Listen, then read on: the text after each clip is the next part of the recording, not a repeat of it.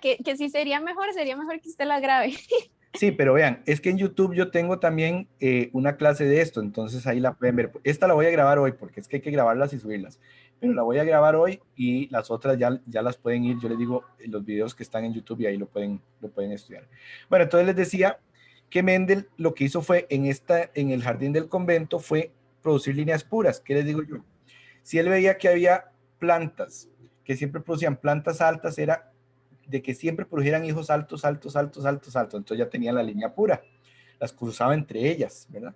Por ejemplo, vio que otras plantas eran enanas, entonces empezó a cruzarlas entre ellas hasta que produjo siempre, todos los hijos eran enanos, enanos, enanos, enanos. Eso es una línea pura. Y entonces él trabajó con varios caracteres, ahí donde está la inteligencia de Mendel, digamos. Él escogió varias características, aquí están las principales. Por ejemplo, él vio que había características que eran más fuertes. Por ejemplo, que si él combinaba dos características, una quedaba y la otra, digamos, como que se perdía, como que desaparecía. Él a la característica fuerte le puso dominante. Y a la característica débil, o que se perdía por ratos, le llamó recesivo, digamos que es la débil. Entonces él trabajó con varias características contrastantes. Por ejemplo, que la arveja fuera lisa, vio que era dominante, era carácter fuerte. Que la arveja fuera arrugada, recesivo. Que la arveja fuera amarilla, dominante. Que la arveja fuera verde, recesivo. Que la vainica fuera lisa, inflada, gordita, dominante. Que la vainica fuera corrugada, constreñida, seca, recesivo. Y así con todas estas, ven, por ejemplo, que las plantas altas, dominante, que las plantas pequeñas, recesivas, que la flor púrpura, dominante, que la flor blanca, recesiva. Bueno, él, así que ya tenía las líneas puras, entonces comenzó a hacer combinaciones y combinaciones y combinaciones y anotar los resultados. Y siempre los resultados para los cruces que ya vamos a decir le daban prácticamente lo mismo. Hoy en día se piensa que estadísticamente los resultados de Mendel no pudieron ser tan perfectos. O sea que aunque era padre, mintió un poquillo, ¿verdad? Ahí como que maquilló un poquillo los resultados. Bueno, eso es una tesis, ¿verdad? Porque en realidad dan muy, muy, muy, muy cercanos a la perfección, y en la vida ustedes saben que hay dispersión estadística en las cosas. La cuestión es que él hizo muchos experimentos con todas esas características y de eso salieron varias conclusiones a lo que hoy llamamos las leyes de Mendel. ¿Qué pasó? Que él las publicó acá, en este trabajo, ¿verdad? Versuche über Pflanzenhybriden, y lo publicó, pero ¿qué pasó con eso? Se olvidó. Por 30 años después de que él murió, nadie le dio importancia. Hasta que en 1900, este señor que está aquí, Hugo de Bryce y otros en Holanda, redescubrieron las leyes de Mendel. Y más tardito, Bateson en el Reino Unido, que es este otro señor que vemos aquí, agarró y terminó de hacer, como de hacer conocido.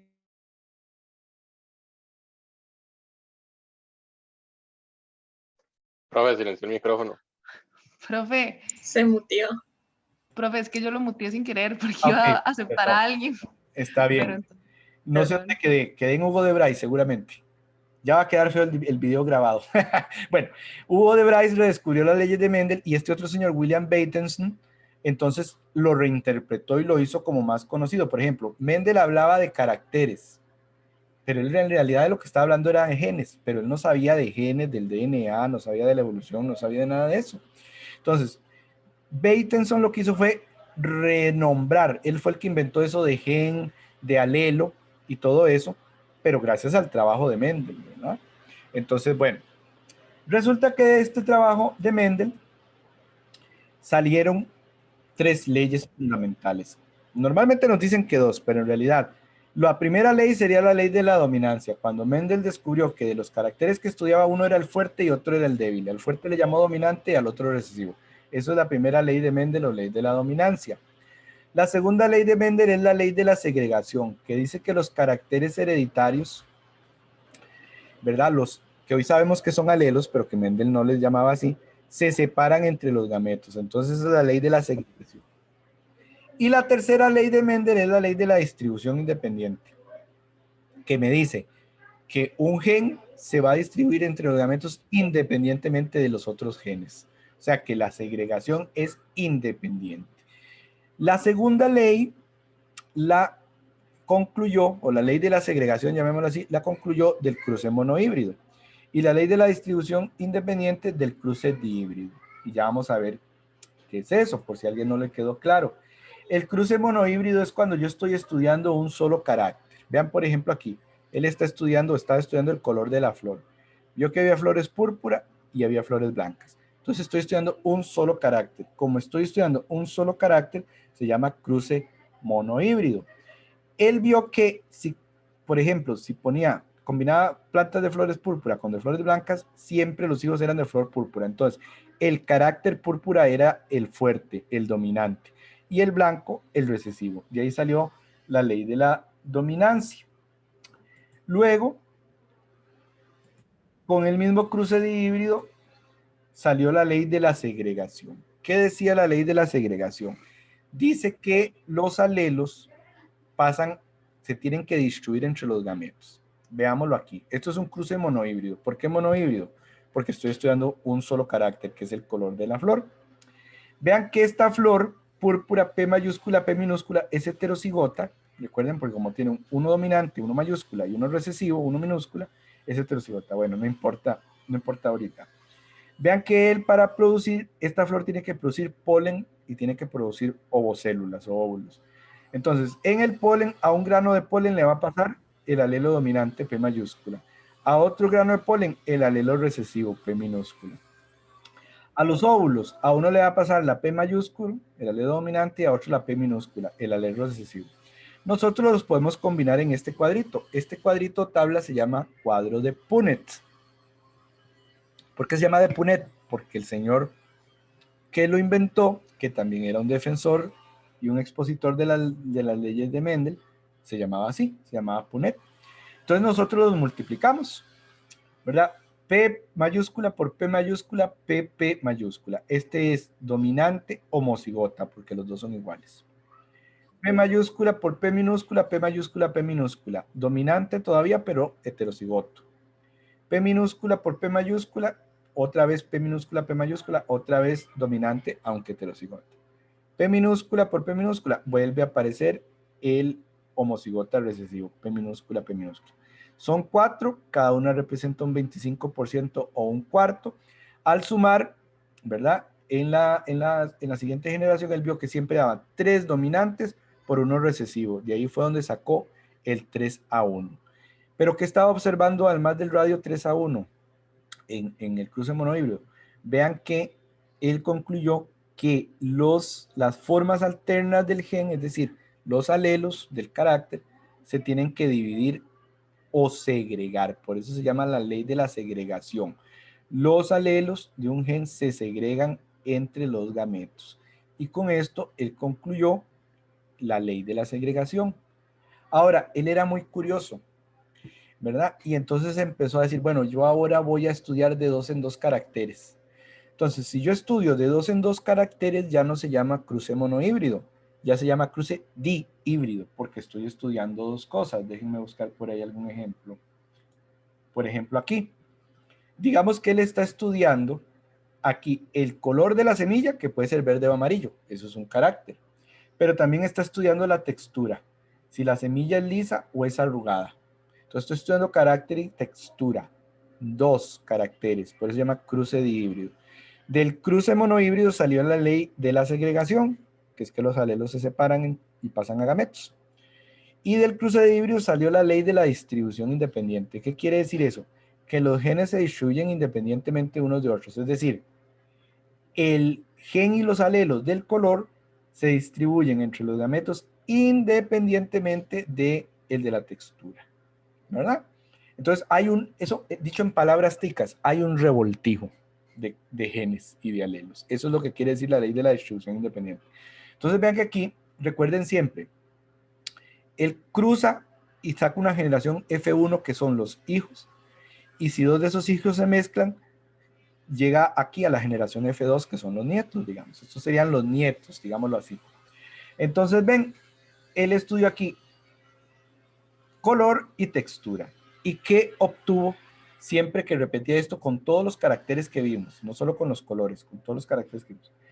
Que siempre iba a tener una proporción de que por cada 9 dominantes, vean que el dominante aquí sería, ¿cuáles son los dos caracteres dominantes? Color amarillo y semilla lisa. Iba a obtener 9 dominantes, iba a obtener 3 de una combinación, 3 de otra combinación, y volvía a reaparecer el abuelo totalmente recesivo una vez. Entonces él siempre obtenía, ven aquí, 9, 3, 3, 1. Repito, en el cruce de híbrido. Los 9 son los 9 dominantes, amarillos, lisos. El 1 es el abuelo completamente recesivo, verde rugoso. Y los 3, 3 son las combinaciones, digamos los raros que combinan dos cosas. Por ejemplo, vean estos 3, son verdes pero lisos. Combinan las dos cosas, digamos que es un caso raro. Y el otro caso raro es estos 3, amarillos pero rugosos. O sea, combinan las dos cosas. Y entonces él lo repitió y lo repitió y lo repitió y siempre da 9, 3, 3, 1. Como tenemos estos casos raros de que combinan las dos cosas, ¿eso qué quiere decir?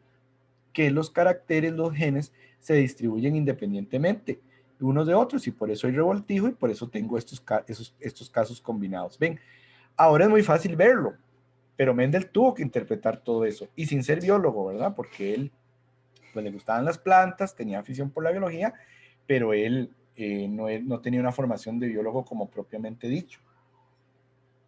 Entonces, repito, de los estudios de Mendel salieron la ley de la dominancia, la ley de la segregación de caracteres del cruce monohíbrido y la ley de distribución independiente en el cruce dihíbrido. Hasta aquí, ¿alguna pregunta?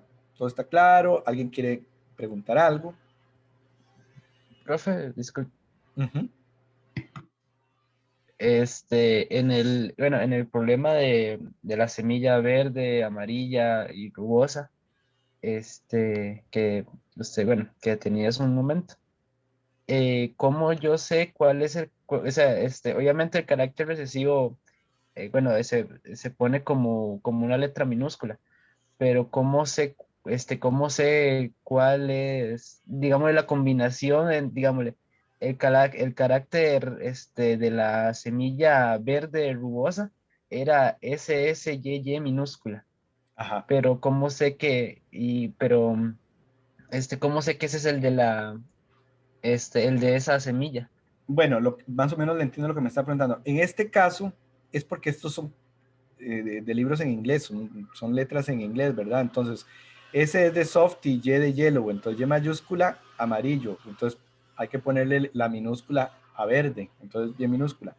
Pero en ese caso, digamos, si a usted le sale una pregunta, digamos que yo le pregunto para que usted me haga este cruce, entonces yo le explico. Si el carácter de semilla amarilla es Y mayúscula y verde Y minúscula, yo le explico pues ahí en cada, porque yo lo pude haber puesto en español y entonces las letras hubieran cambiado. Lo que le quiero decir es que si le sale una pregunta en donde usted tenga que hacer un cruce así como estos sencillos, pues le explicarían qué significa cada letra, ¿verdad? Ese sería. Ok. Estas son así porque es de un libro en inglés, pero es por eso. Si fuera en español cambiarían las letrillas. Lo importante es que usted, digamos, haga lo contrastante. Por ejemplo, si yo le digo que la altura de la planta alta es dominante y yo le digo la altura la vamos a representar con A, entonces A mayúscula es la planta alta. ¿Cómo represento la planta enana? A minúscula. No tiene que ser la misma letra, pero en minúscula, aunque ya aquí no coincida. Ven, si yo le digo liso es dominante L mayúscula, entonces arrugado L minúscula. Amarillo, si yo le digo A mayúscula, entonces verde va a ser A minúscula. Tiene que ser la misma, pero en minúscula, aunque ya para el segundo color o la segunda característica no coincida. Ahora sí. Sí, profe, muchas gracias. Ok. ¿Alguna otra pregunta hasta aquí? Profe, Uh-huh. ¿me escucho? Sí. Sí, le escucho. ¿Qué determina que el respectivo carácter sea dominante o recesivo? ¿Qué determina que un carácter sea dominante o recesivo? La evolución ha dicho eso. Entonces, o sea, en este caso, así son, porque ya los determinó Mendel, ¿verdad? En otras plantas serán otros los caracteres dominantes. Puede ser que en otra especie de planta la estatura pequeña sea dominante y la estatura grande sea recesiva, que en una planta tener agujas grandes sea dominante, digamos, espinas grandes sea dominante y espinas pequeñas sea recesiva. Entonces, ¿quién determina eso? El proceso evolutivo. Nosotros lo más que podemos hacer ahora es averiguar quién es dominante y quién es recesivo, pero eso ya lo determina la naturaleza y la evolución de cada especie. Y esto nada más lo podemos averiguar con algo así como lo hizo Mendel. No le entendí. Esto lo podemos averiguar como experimentando como lo hizo Mendel, o ya hay como otra manera de saber si recesivo carácter es dominante o recesivo. No, en ese caso con estas habría que aprenderse estas características. Las básicas son esas, ¿verdad? Que lisa, dominante, verde, recesivo. Vean que aquí dice dominante, recesivo. Amarillo, dominante, verde, recesivo. Inflada la vainica, dominante, arrugada, recesiva. Púrpura la flor, es así como están aquí, ¿verdad? Que grandes es dominante, enana es recesivo. En este caso, que es la que estudiamos con más calma, digamos, con más detalle por ejemplificarlo. Si hubiera un ejemplo ahí específico de otra especie, pues ahí en la información de la pregunta tendría que venir esa información. Pero normalmente con estos que se sepan, y normalmente los más importantes que agarran es el color de la semilla, la textura de la semilla y la altura de la planta. Esas son como las tres que suelen citar más, ¿verdad? Pero sabemos que todas estas Mendel las estudió, no solo esas. ¿Quién más? ¿Esos que Gracias. tienen la manito levantado son preguntas de ahorita, para ahorita o son preguntas, por ejemplo, Sí, ahorita estaba profe. hablando Sofía. Bueno, entonces ahora Richard. Dígame, Richard, ¿qué pasó? Bueno, vi que en el monohíbrido sale el genotipo y el fenotipo, Ajá. ¿verdad? Pero en el dihíbrido no lo vi que saliera, el genotipo. Aquí serían estas letras que están abajo, ¿verdad? Este me diría que es dominante, totalmente homocigoto. Este me diría que es dominante, pero heterocigoto para la textura. Para el color. Este sería Sí, heterocigoto es que no para lo la vi, textura. Sí, ahí está. es que sí, como no solo sale el fenotipo, el radio del fenotipo, entonces por eso decía yo, como en el Ajá. monohíbrido sí salía el radio del genotipo y el fenotipo, y aquí solo sale el radio del fenotipo. Sí, es que son figuras de diferentes libros o artículos que agarro, entonces no todas son Ah, iguales. ya. Pero vean, si les Sí. preguntan, recuerden, el fenotipo yo lo veo aquí con los colores y las formas. Ujú. Cuando ustedes ven esto, los alelos, eso es el genotipo, ¿verdad? Entonces, por ejemplo, este último acá, SS minúscula y Y minúscula, ¿cuál es el genotipo? Homocigota recesivo. Este todas en mayúscula, ¿cuál es el genotipo? Homocigota dominante, por ejemplo. ¿Cuál es el genotipo? Sería dominante, homocigota para el color, recesivo para la textura, homocigota para el color, heterocigota para la textura. Pero sí, las letritas esas representan el genotipo. Ok. Ah, ok, Esto fue gracias, profe. Richard, con gusto. Luis Adrián. Sí, buenas tardes, profe. Si me podría explicar el término dominancia completa, creo que es, y si me puede dar algún ejemplo, por favor. Dominancia completa. Sí. Ok. Eso es exactamente lo que estamos viendo aquí. Dominancia total. Por ejemplo, la flor púrpura. Ella es totalmente dominante. ¿Por qué? Porque vea esta que está aquí. Tiene un alelo para el color púrpura, que es el mayúscula, y un alelo para el color blanco, que es el minúscula. ¿Y ella cómo es? Púrpura. Entonces, Ya es, ¿cuándo la ajá, dominancia es completa? Cuando un carácter enmascara completamente el otro. Vea, ¿cuándo aparece el blanco? Tienen que estar los dos iguales, tienen que estar los dos recesivos. ¿Ok? Si hay uno ok, dominante, ya desaparece el blanco. Entonces, repito, dominancia completa es cuando uno de los dos caracteres enmascara completamente al otro. ok, gracias, profe, por oír. Ok. Fabiola. Profe, yo quería saber cómo se determina lo del radio, porque veo números así como 1, 2, 1, 3, 1 y no entendí cómo se saca eso. Ajá. Si yo veo nada más el fenotipo, recuerden, fenotipo es lo de afuera, lo que yo veo, el color, la forma, qué sé yo. Genotipo es lo de adentro, los alelos. Si yo veo el fenotipo, O sea, el color, ¿cuántas moradas ve aquí? En este cuadrito de Pune. 3, 3. ¿Y cuántas blancas? 1. 1. Entonces, si yo cuento los fenotipos son 3-1. Si ya yo veo los genotipos, que son los alelos, las letritas, veo que este es dominante, homocigota dominante. Este blanco es homocigota recesivo.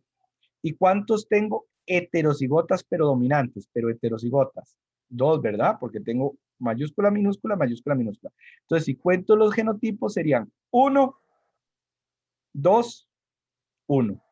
1 totalmente dominante homocigota, por 2 dominantes heterocigotas, por 1 el recesivo homocigota. Entonces, esa es la diferencia. Cuando ve el 2 es porque están contando los genotipos. Cuando es nada más 3-1, Ok, son los fenotipos. Ahora sí, sí. ¿Y tiene algún orden específico? ¿alguna qué? Orden específico.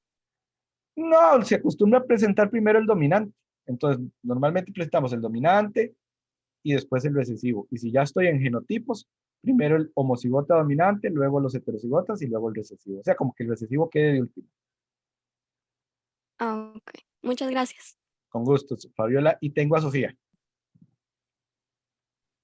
Sí, profe, yo tenía una pregunta. Era con la dominancia, con la esta cosa, la de híbrida. Ajá. Digamos, esa mezcla que usted enseñó, ¿con qué F sería? ¿Sería con la F1 o la F2? Ah, esta sería la F2, digamos, los nietos. Estos serían la Ujú. F1 los hijos, y digamos, imaginémoslo así, los nietos serían la F2. Siempre hablamos de la F2. Ah, ok, ok. Pura vida, gracias. Era eso, ok. Perfecto. Bueno, entonces, ¿qué pasó? Bueno, ya les dije lo que pasó con el pobre Mendel, nadie le hizo caso, él se murió, no fue famoso, como pasa muchas veces hay gente que se hace famosa por hablar tonterías y otra gente que merece ser famosa y nunca lo es. Bueno, cuando ya se redescubrieron las leyes de Mendel, se fundó la genética como ciencia, ¿verdad? Sin embargo, hoy sabemos que hay genes que no se comportan como dicen las leyes de Mendel, y a eso lo llamamos herencia no mendeliana, ¿verdad? O patrones de herencia no mendeliana. Entonces, cuando hablamos de genes que se comportan como dominante y recesivo, herencia clásica mendeliana, gen mendeliano. Cuando no se comportan como Mendel, entonces es herencia no clásica o no mendeliana. Y algunos ejemplos que están en la videoclase que les pusimos ahí eran la dominancia incompleta, la codominancia, los alelos múltiples o poligenia y la epistasis. Ok, de esos que ustedes ya vieron en el video, epistasis, alelos múltiples, etcétera. Pregúntenme, ¿hay alguno que no entendieron? ¿Alguno que crean que les deba explicar otra vez? Profe, yo, de hecho, sí, estaba esperando aquí. Ah, Que es que usted en el video mencionó que digamos, el hombre es solo hemicigoto, o sea, no logré asociar bien eso. ¿Cómo es que eso es así? Digamos, es que lo que me costó fue que, o sea, ahí como, no sé si es que se mezcla lo de los, o sea, lo de dominante recesivo de la herencia clásica, no sé cómo se aplica ahí, digamos, ok, aquí ya en lo no mendeliano. ok. Voy a explicárselo con dos cosas porque fue la duda de varias personas. Ven este dibujillo. Cuando los cromosomas durante la fase del ciclo celular se ponen dobles, ¿verdad? Se llaman divalentes porque tienen dos mitades que después se van a romper y van a formar cromosomas hijos. También durante la meiosis, los cromosomas, ustedes saben que, por ejemplo, nosotros tenemos cromosoma 1 de la mamá, cromosoma 1 del papá, entre ellos son homólogos. Cromosoma 2 de la mamá, cromosoma 2 del papá, entre ellos dos son homólogos. Digamos que este fuera el cromosoma 1, que el azul fuera el de la mamá y el rojo el del papá. Durante la meiosis, ellos se juntan y forman una tétrada. Este es otro concepto importante, una tétrada. Solo pasa en la meiosis. Si yo veo cada cromosoma de esos, digamos que agarro este homólogo, digamos que el morado fuera el de la mamá y el rojo fuera el del papá. Entre ellos son homólogos. ¿Qué quiere decir cromosomas homólogos? Que contienen el mismo tipo de genes. ¿Qué puede variar entre ellos? Los alelos. Imaginémonos que el cromosoma fuera un bus y cada asiento del bus es una localización, ¿verdad? Cada asiento del bus es un locus. Recuerden, un locus 2 loci, 3 loci, 4 loci. Bueno, entonces el locus es el lugar, el asiento donde está el alelo. Vean que en ese asiento locus siempre va a estar el mismo gen. Aquí va a estar el gen R, en este locus va a estar el gen P, en este locus va a estar el gen C. Pero vean que a veces los alelos pueden ser iguales, aquí los dos son dominantes, aquí los dos son recesivos, y a veces los alelos pueden ser distintos, aquí hay uno recesivo y aquí hay uno dominante. Bueno, ¿para qué les explico esto? En el caso de la mujer, aquí está otra foto. Como somos mamíferos, nosotros somos XY. La mujer es XX, el varón es XY.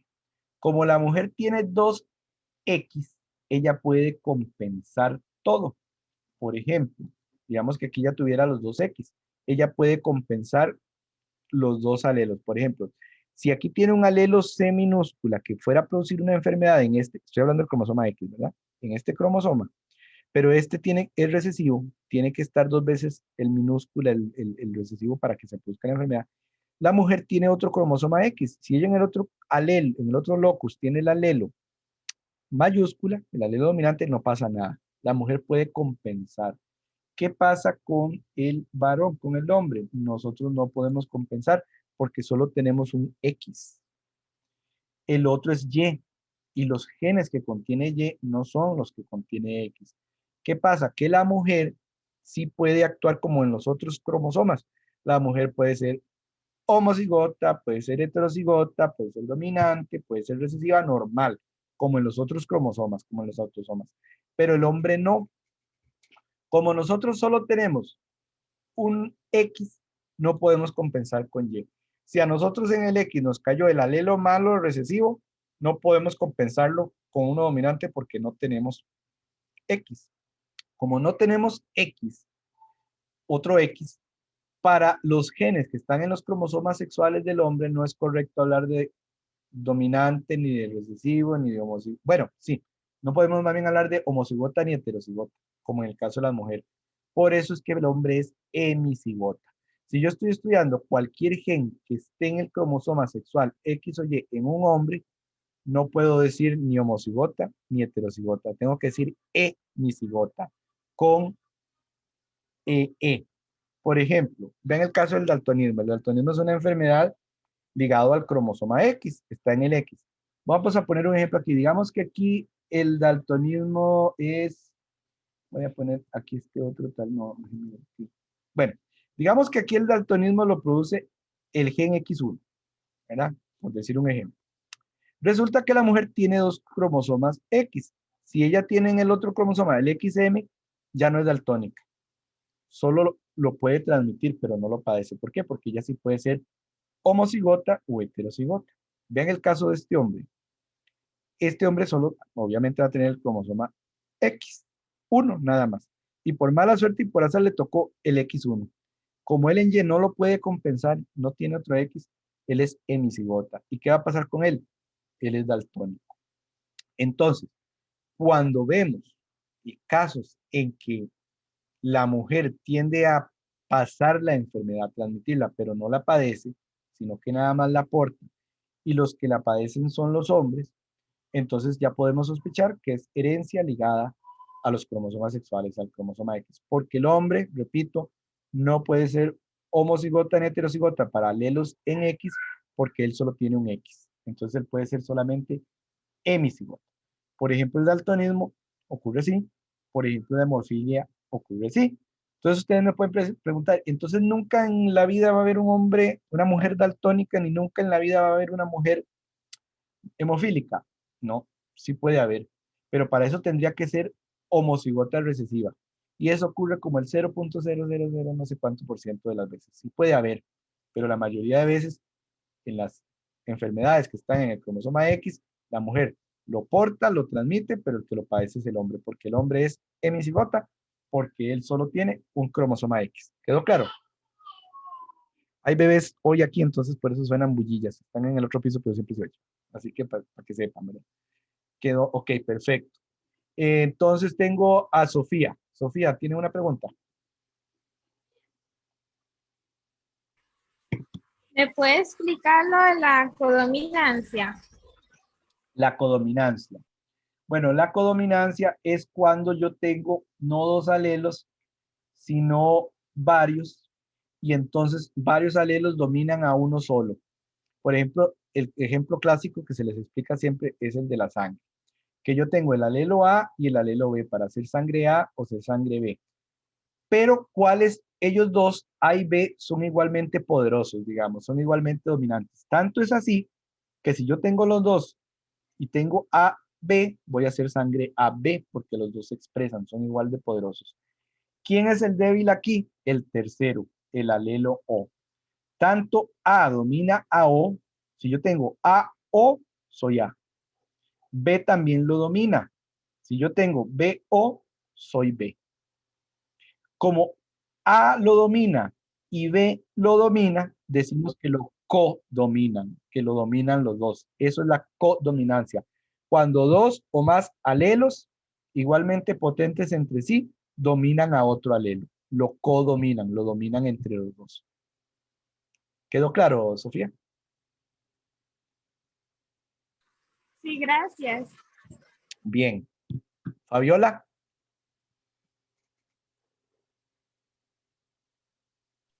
Sí, profe, claro. Ok. Ah, bueno, es que usted no había bajado la mano, era eso. Ok. Tengo a Sofía Monge. Profe, ¿Sí? perdón, entonces bastante mala suerte nosotros, ¿verdad? de Cosas de la vida. sí, sí, o sea, no, pero sí me quedó claro ya, ahora sí, ya. Está bien, gracias, profe. Gracias. Con mucho gusto. Sofía Monge. Sí, profe, ¿puede explicar el del ejemplo de los perros labradores? Ah, Que sí entendí, pero no entendí. ok, la pistacia. Bueno, Ajá. expliquémoslo de una manera fácil. Vean, si digamos este carácter siguiera las leyes de Mendel, hay muchos ejemplos de pistacia, este es un ejemplo clásico. Digamos, si siguieran las leyes de Mendel, deberíamos tener solo perros negros y perros amarillos. Pero resulta que cuando se crían, salen perros café, ¿verdad? ¿Por qué pasa eso? Bueno, ya estudiando el cuadro, si Mendel hubiera agarrado a estos perros para estudiarlos, se vuelve loco, ¿verdad? No hubiera llevado ninguna conclusión. Vean que los perros son negros porque aquí participan dos genes. Digamos que el gen básico es el B, pero también es importante el gen E.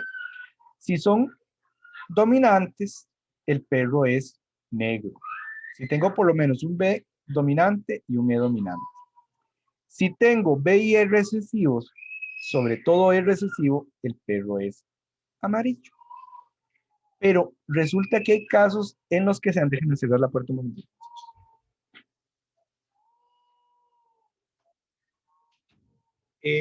Resulta que hay casos en los que se da que se da una combinación de que por lo menos un E es dominante y por lo menos un B es recesivo. Si se da esta combinación, el gen E modifica al gen B y ya no lo deja producir el color amarillo, sino que produce un color café. Entonces, para entenderlo tal vez de una manera básica y fácil, es que yo siempre les digo que se imaginen como que en la epistasia hay un gen suegra. ¿Por qué? Porque la gente, digamos, los matrimonios se comportan de una manera cuando está la suegra y de una manera distinta cuando no está la suegra, ¿verdad? La suegra les altera el comportamiento. Es lo mismo que pasa aquí. Digamos que el gen E mayúscula actúa como una suegra. Y entonces él va a alterar cómo se expresa el gen B. De tal manera que en las combinaciones en que haya por lo menos un E mayúscula combinado con un B minúscula, se altera el comportamiento de B y entonces ya en lugar de ser amarillo es café. Entonces eso es epistasis cuando, repito, un gen adicional, en este caso E, altera la manera en que se expresa el gen principal, que en este caso es B. En el caso de los perros es complicado, pero todavía hay casos más complicados. Ven aquí el caso de las gallinas. Yo no sé si en el video les expliqué, no por encima. Obviamente yo no los voy a poner a hacer un cruce de pistacia con gallinas porque nos morimos, ¿verdad? Tampoco, yo quiero que entiendan, ¿verdad? No que se vayan a hacer doctores en genética, ¿verdad? O másteres en genética. Algo tan simple como la cresta del gallo, tengo 4 formas diferentes. La corriente, la en forma de nuez, la en forma de chícharo o de arveja y la forma de rosa. Resulta que estudiando, haciendo perfiles y todo, se descubrió que aquí actúan no un gen principal, sino dos genes principales, A y B. Pero que para hacer el zambrote más grande, no hay una suegra, sino que hay dos, R y P. Imagínense, estamos hablando de 4 genes. Dependiendo de la combinación de esos 4, es que me surgen todas estas variantes. Vean lo complicado que es. Si aquí era complicado, aquí solo tengo un gen principal y una suegra. Aquí tengo 2 genes principales y 2 genes suegra, que alteran todo como se expresa. Entonces, por eso me da esta mezcla. Imagínense si Mendel se hubiera puesto a estudiar un organismo de estos, ¿verdad? No, no hubiera llegado a ninguna conclusión. Entonces, vuelvo y repito, ¿qué es la epistasis? Es la herencia de un carácter en que hay un gen principal y hay un gen extra cuya presencia altera al gen principal. O sea, no se comporta el gen principal igual si el gen suegra, el gen extra, está como dominante o está como recesivo. Se altera el comportamiento normal del gen principal. Entonces tenemos por lo menos 2 genes inmiscuidos. Pueden haber casos como el caso de las gallinas de epistasias más complicadas. Hay epistasias para la construcción de las conchas o la coloración de las conchas de ciertos organismos, por ejemplo, moluscos y cosas así. Hay un montón de otros casos de epistasia que no calzan definitivamente dentro de las leyes de Mendel. ¿Está bien? Listo, gracias. Con gusto, Sofía. Richard. Profe, y digámosle digámosle, fenotípicamente hablando, qué difícil no confundirlo con la dominancia incompleta. Ah, sí. Bueno, pero es que ya eso, digamos, Porque, o sea, siga. Ujú. sí, porque digámosle, yo diría como que como que los dos colores se están resaltando y por eso se da ese color. Y así, ¿verdad? Pero no, no es así. Es porque hay un gen extra Ajá, pero que está alterando el otro. ya ahí la diferencia sutil es a nivel de la bioquímica de las cuestiones, porque digamos, si yo tengo dominancia incompleta, normalmente tengo un gen simple, cuyos 2 alelos me producen 2 cosas distintas, digamos, una enzima blanca, para poner cualquier ejemplo, una enzima blanca y una enzima roja, pero es un solo gen. En cambio, aquí estamos viendo que son 2 genes. Uno principal que tiene 2 alelos, porque vean que el negro tiene alelo dominante y alelo recesivo. Ya con solo ese bastaría. Pero aparte de ese tengo otro gen que me modifica. Entonces tengo más genes en el caso de la epistasia que en el caso de la dominancia incompleta. Esa es la diferencia, pero ya es más sutil, ¿verdad? Ya es más Sí, bioquímico. profe. Sí. Ok. Luis Adrián. Sí, profe, si puede volver a la diapositiva, la sangre, es que, bueno, yo me acuerdo del cole que los grupos de sangre A, B, son receptores universales Bueno, le estoy oyendo muy entrecortado, casi no le entiendo. y los de O son donadores universales, pero en el caso que nulo, digamos, pues que es la clase, ¿verdad? Si no es mucha molestia. Ok, le entendí mal, pero yo creo que me estás preguntando del aceptor universal y el donador universal, es eso, ¿verdad? Ajá, pero más que todo al RH nulo, que es universal, pero sin embargo no puede recibir de otro que no sea RH nulo. Ah, ok, eso es lo que pasa, lo que ocurre con el RH, vean, no solo, el RH es el factor resus, hay muchos otros factores, está el factor M, el factor N, el factor G, hay muchos otros, es que esos son los más famosos, digamos, y los más importantes, porque son los que causan más reacción de rechazo o de aceptación de la transfusión. ¿Qué son esos factores? Son proteínas que están ahí en la superficie del eritrocito. Entonces, el caso con el tema del RH es que si usted es RH negativo, ¿verdad? Y recibe una proteína, si usted recibe sangre RH positiva, que está recibiendo una proteína que no es suya. Entonces puede montar una reacción inmunológica. ¿Por qué? Porque el cuerpo reacciona con anticuerpos ante cosas de que no son suyas. Entonces, si usted tiene sangre RH negativa, debería recibir sangre igual a RH negativa porque esa sangre no va a traer la proteína RH, ¿verdad? El factor resus, porque el cuerpo reacciona a él. Todo eso es eso lo que significa es la reacción entre antígenos y anticuerpos, ¿verdad?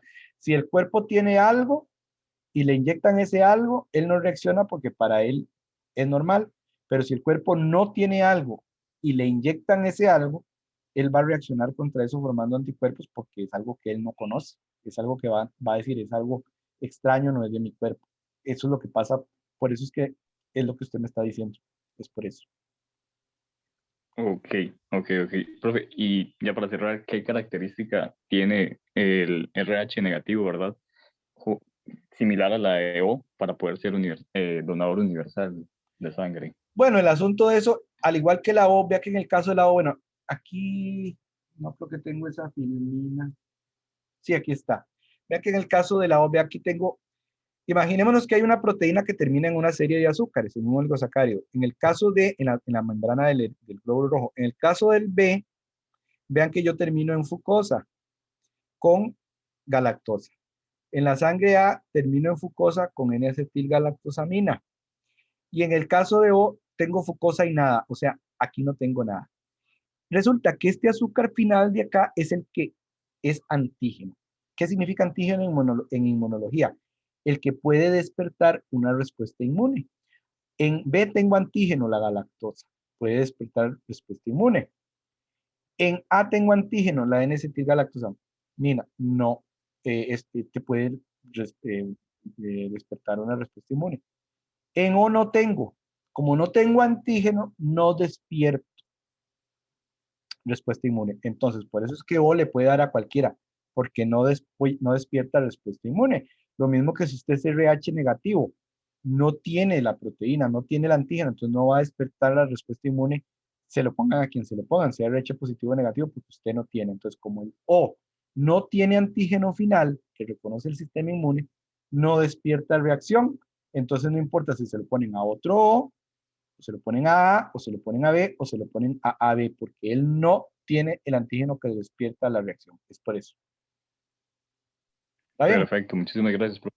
Con Sí, gusto. pura vida. Y no tengo a nadie más. Creí que había alguien más. Bueno, entonces vamos a aprovechar a Ivonne si anda por ahí para que dijiste que le querías explicar una cosa a los chicos. Sí, yo lo que quería hablar era sobre, digamos, como qué podría esperar yo en las apelaciones, que en Perfecto. realidad no es muy diferente a lo que han venido mandando, pero sí hay varias cosas como que siento que es importante que tengan claro. Y bueno, la primera es que al momento de justificar no es suficiente cuando ustedes me mandan solo la respuesta está en el libro tal, en la página tal o en el video tal. Ustedes me tienen que decir con sus propias palabras, o sea, ustedes me tienen que explicar a mí como si yo no supiera nada, el por qué la opción que ustedes marcaron es la correcta. Con solo que hagan eso bien,